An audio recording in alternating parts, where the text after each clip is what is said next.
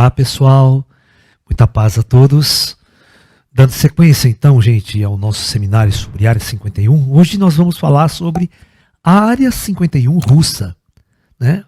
Ontem nós falamos sobre o caso Roswell americano, né? Discutimos profundamente aquela questão e falamos muito daquela questão da contra-espionagem, da contra-informação, né? Muito bem. Então, vamos lá. Vocês se lembram que o caso Roswell, né? Ele foi entre 2 e 8 de julho de 47, ok? De 1947, tá? Agora, claro, os russos não querem ficar de fora, certo? Então saiu toda essa movimentação, saiu toda uma informação e uma contra-informação que os americanos teriam capturado um disco voador que caiu ali em Roswell, próximo à base militar, ok? Né? É muito engraçado que o acidente acontece ao lado de White Sands, que é a base militar que tinha os foguetes V2 da Segunda Guerra Mundial. Então todos os jornais publicaram, toda aquela onda, aí vê o governo desmente, fica que ele vai e não vai. Muito bem, aí no dia 16 do 6, não, desculpe, 19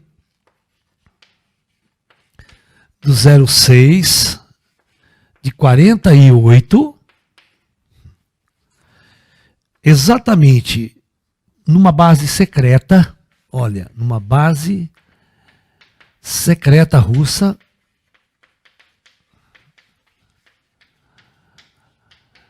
chamada Kapustin Yar,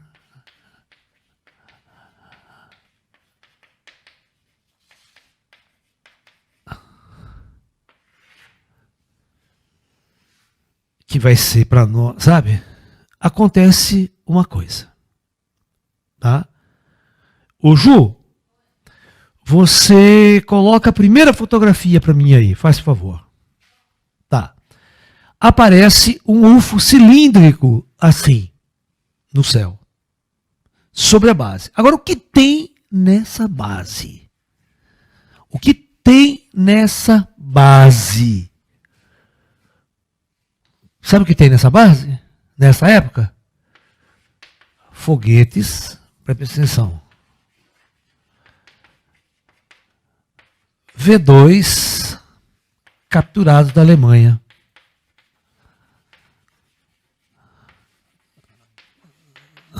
Da Alemanha nazista logo pós-guerra. Eles faziam testes com os foguetes V2. Né? Mesma coisa que os americanos faziam em White Sands. Que puta coincidência, né? Então, o que conta os russos? Que eles mandaram os MiGs, que eram os primeiros jatos russos da época, tá? Perseguir esse objeto e trocaram tiros com esse objeto. E diz que o UFO deu um jato de luz nele e ele lançou o míssil antes. Diz que o míssil derrubou o disco voador. Tá? Tira essa foto e passa outra, Ju.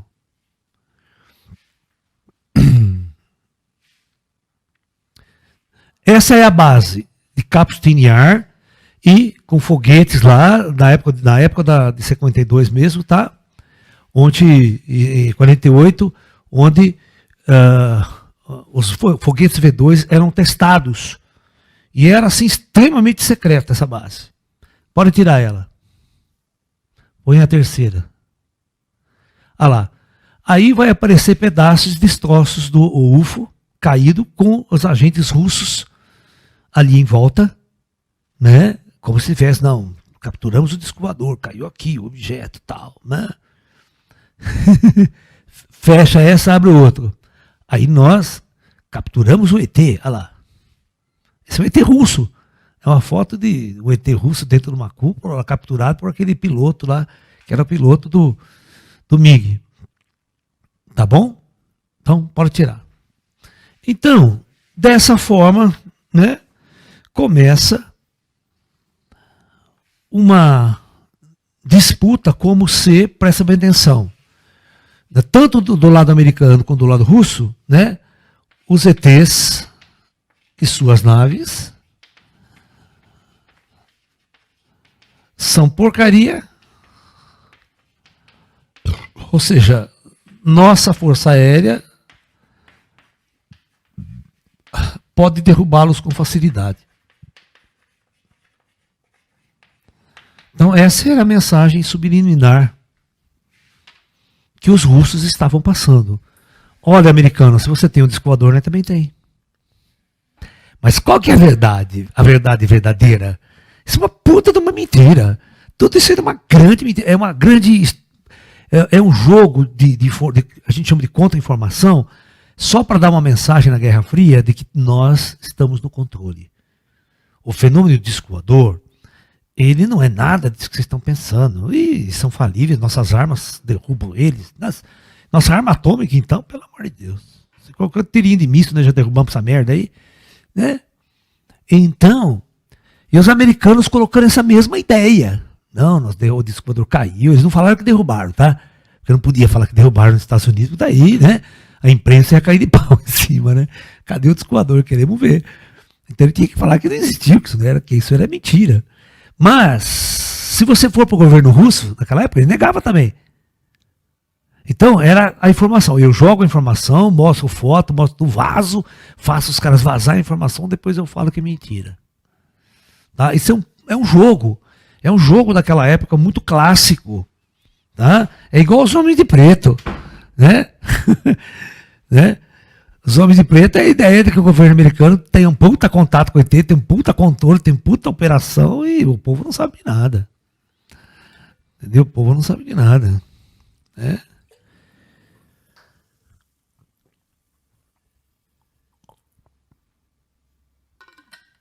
Você viu aquela história? Por que os caras inventam histórias? Você viu aquele americano, né? Que no History Channel conta que ele passou 20 anos trabalhando numa força espacial americana. Ou seja, que os americanos pegaram naves sofisticadas, pegaram tecnologia, foram, tem uma base na Lua e ficou operando na base depois em Marte, trabalhando em Marte. Pô, parece que é filme de ficção científica, sabe? E... Só que, sabe qual que é o mais engraçado dessa história desse cara? Diz que ele some, diz que os americanos, os agentes secretos, veem que ele está com 18 para 20 anos, rapta ele, leva ele numa base secreta nos Estados Unidos, treina ele por uma força espacial. Olha só. Aí, ele chega num determinado lugar, lá numa base, na área 51, tem naves sofisticadíssimas, triangulares, discos voadores que viajam pelo sistema solar todo. E diz que já tem uma base montada em Marte, outra base montada na Lua, e tem mais de 1.000 soldados operando na Lua, mais de não sei quantos mil em Marte, uma base já operacional em Marte. Pô, aqui a gente se matando para mandar um foguete para a órbita da Terra, né? A SpaceX se matando para botar 2 homens, né? E os negros contando essa história. Aí sabe o que ele conta? Isso é o que é mais engraçado? Que ele conta, você escreve um livro até. Ele passa 20 anos. A hora que os caras trazem ele de volta, ele recebe baixa na casa dele, ele acorda como se não passasse nenhum ano de idade. Ele acorda com 20 anos do mesmo jeito. Diz que foi um lapso de tempo, foi tal, um tempo diferente. Uma mentira deslavada para vender livro. Você sabe que nos Estados Unidos, né? Você fica milionário vendendo um livro, né? Se você é best-seller, é mais de 1 milhão de cópias. Eu quero que vocês entendam o seguinte, aqui no Brasil, o contrato que você faz com uma editora é 10% do preço de capa é o que o autor recebe. Então vamos supor que você venda um livro a R$50. 10% do preço de capa é R$5 por livro. Só que para vender 1.000 livros no Brasil, você demora 10 anos. Ou seja, você não ganha bosta nenhuma. Só que nos Estados Unidos é diferente. Um best-seller é 1 milhão de cópias. Multiplica 1 milhão de cópias por dólar. São 5, se fosse aqui no Brasil, né, seria 5 milhões de dólares na sua conta. Em questão de um ano. Se você vender em 6 meses, se o livro for bom, da história, igual aquela mulher que fez o Harry Potter lá, ficou bilionária aquela mulher. Porque É o seguinte, não é só nos Estados Unidos, é na Europa, Inglaterra, todo mundo começa a comprar, o mundo inteiro, e é muito dinheiro que entra. Então, é muito interessante você contar uma mentira nos Estados Unidos e falar que é verdade. É muito interessante financeiramente. Então, muita gente tem feito isso nos Estados Unidos. Por exemplo, os americanos fizeram, o pessoal de Roswell fizeram o seguinte, presta bem atenção. Eles criaram um vídeo sobre a autópsia do ET. Isso na década de 80, mas deu ibope. Eles falaram que recuperaram um vídeo de 1947, um filme em preto e branco, uma equipe médica fazendo autópsia num extraterrestre. Ok?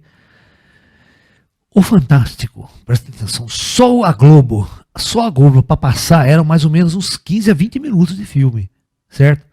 Para passar no Fantástico, naquela época pagou $250 mil por direitos autorais de exibição do vídeo. Agora vende para todas as emissoras do mundo inteiro. Todo mundo que quisesse passar, os caras ganharam milhões de dólares com aquela merda. Para depois de muito especialistas analisarem, provaram que o vídeo é falso. Hollywood, os negros são filha das putas de fudido, cara. Os negros falsificam tudo, eles acham que é verdade. Entendeu? Isso é altos truques, ainda mais hoje com as tecnologias que a gente tem hoje de fazer filme. Né? Então existe muito interesse financeiro por trás. Sabe? Por trás de qualquer evento paranormal, de qualquer evento ufológico, de qualquer coisa ligado a isso. As pessoas ganham muito dinheiro. Eu falei para vocês, Roswell era uma cidadezinha que nem São Tomé das Letras, né? 10 mil habitantes, né? Caindo aos pedaços, ninguém ia lá no meio do deserto, do nada, lá nos Estados Unidos. Hoje não. Hoje aquela cidade, todo mês, tem um congresso de ufologia.